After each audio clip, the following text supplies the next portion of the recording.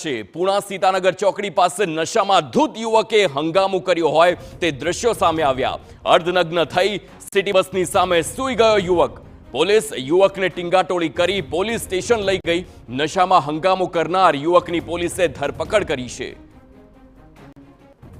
તો આ દ્રશ્યો જોઈ શકો છો કેવી રીતે અર્ધનગ્ન હાલતમાં રોડ પર ટ્રાફિકની વચ્ચે આ શખ્સ હંગામો કરી રહ્યો છે।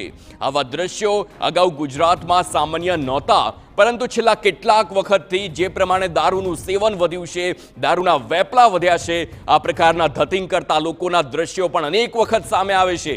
પોતાની જાતને શાહરૂખ ખાન જેવા કોઈ સુપરસ્ટાર સમજતા હોય અને તેવી રીતે જ તે આ હંગામો કરતા હોય છે। સંવાદદાતા બળદેવ સુતાર ફોનલાઈન પર છે। બળદેવ, આ દ્રશ્યો સામે આવ્યા છે, વધુ હકીકતો?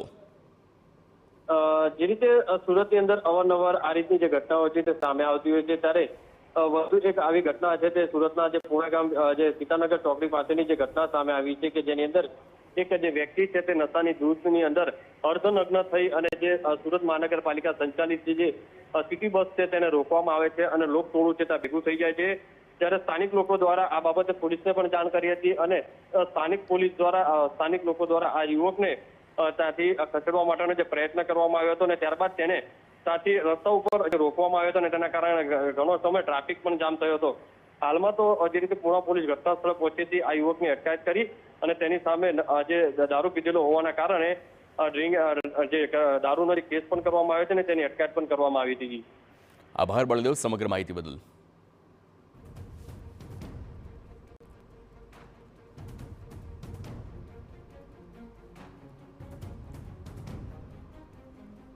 તો જે પ્રમાણેના આ દ્રશ્યો છે તે જોઈ શકો છો। હાલ આ શખ્સની અટકાયત તો કરવામાં આવી છે, તેના વિરુદ્ધ કાર્યવાહી પણ કરવામાં આવશે, પરંતુ આપને જણાવી દઈએ કે આ દ્રશ્યો સામાન્ય નથી। કડકમાં કડક કાર્યવાહી થાય તેવી લોકોની પણ માંગ છે।